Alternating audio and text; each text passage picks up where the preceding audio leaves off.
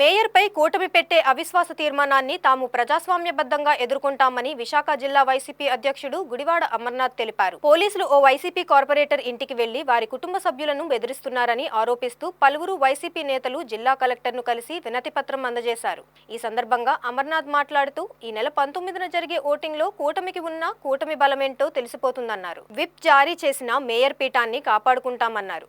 అధికారంలో ఉన్నామనే గర్వంతో కార్పొరేషన్లో మెజారిటీ లేకపోయినా కూటమి నేతలు మేయర్పై అవిశ్వాసానికి సిద్ధం కావడాన్ని ఆయన తప్పుపట్టారు. 2/3 వంతు మెజారిటీ లేకుండా జిల్లా కలెక్టర్కు అవిశ్వాస తీర్మానం లేఖ ఎలా ఇచ్చారని నిలదీశారు.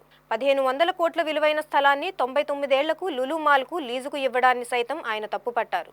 గ్రేటర్ విశాఖపట్నం నగరపాలక సంస్థ గౌరవ మేయర్ గారి మీద గత నెల 21వ తారీఖున కూటమిలో ఉన్నటువంటి కార్పొరేటర్లు గౌరవ మేయర్ గారి మీద అవిశ్వాస తీర్మానం ఇస్తూ జిల్లా కలెక్టర్ గారికి లేఖ ఇచ్చినటువంటి విషయం మీ అందరికీ తెలుసు.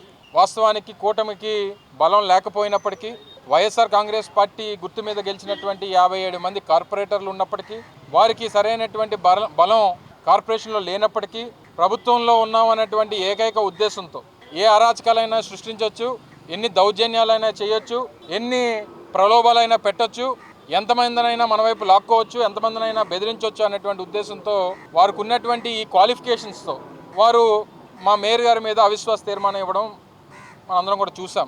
కార్పొరేటర్లు రాజకీయంగా మా కార్పొరేటర్లను ప్రొటెక్ట్ చేసుకోవాల్సినటువంటి బాధ్యత మా మీద ఉంది.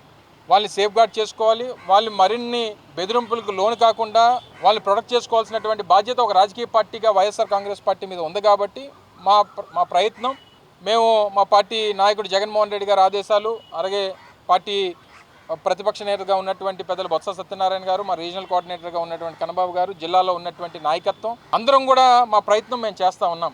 ఒక కార్పొరేటర్ గారి ఇంటికి పోలీసుల్ని పంపించి ఆ కుటుంబ సభ్యుల్ని బెదిరించి ఇంట్లో భార్య వారిద్దరు ఆడపిల్లలు ఉంటే రాత్రి 10 గంటలకి పోలీసుల్ని పంపించి ఆ విజువల్స్ కూడా ఉన్నాయి. పోలీసుల్ని పంపించి మీ భర్త ఎక్కడున్నారు, మీ భర్త కానీ రాకపోతే మీరు పోలీస్ స్టేషన్కి రండి అని చెప్పి ఆ ఆడపిల్లల్ని బెదిరించేటువంటి స్థాయికి ఈరోజు పోలీస్ వ్యవస్థ దిగజారిపోయింది. మేము ఫోన్ చేస్తే పోలీసులు సమాధానం చెప్పరు. వారు మాట్లాడుతూ మేము వైఎస్ఆర్ కాంగ్రెస్ పార్టీ నాయకుల తాలూకా ఫోన్లు ఎత్తాల్సినటువంటి పని మాకు లేదని చెప్పి మాట్లాడతారు. ఇచ్చినటువంటి హామీల మీద దృష్టి పెట్టడం మానేసి మా పార్టీ కార్పొరేటర్లను ఎలా కొనాలి, ఎలా బెదిరించాలి, ఎలా భయపెట్టాలి, ఎలా పోలీస్ వ్యవస్థను వాడుకోవాలి, రేపు కానీ ఇంకా ఇటువంటివి కొనసాగితాయి. 19వ తారీఖు ఎన్నికలు ఇచ్చారు. ఎస్, ప్రజాస్వామ్యబద్ధంగా ప్రాసెస్ జరుగుతుంది. ఆ ప్రాసెస్కి ఏ రకంగా బలం ఉన్నటువంటి వారు ఎవరి బలం ఏంటో నిరూపించుకుంటాం. దాని ప్రకారం ముందుకెళ్తుంది. కానీ ఈ లోపు ఇటువంటి బెదిరింపులు, భయపెట్టడాలు, బ్లాక్మెయిలింగ్లు, పోలీస్ వ్యవస్థను వాడుకోవడం ఇలాంటివి చేస్తే మరింత వైఎస్ఆర్ కాంగ్రెస్ పార్టీ నాయకత్వం అంతా కూడా రోడ్డు ఎక్కాల్సినటువంటి పరిస్థితి వస్తుంది. అవసరమైతే ఏ పోలీస్ స్టేషన్లో అయితే ఈ పోలీస్ ఆఫీసర్స్ ఈ రకంగా వ్యవహరిస్తూ ఉన్నారు, మాకు కావాల్సినటువంటి ఎంతమంది కావాలో అంతమంది మా దగ్గర ఉన్నారనేటువంటి నమ్మకం మాకు ఉంది.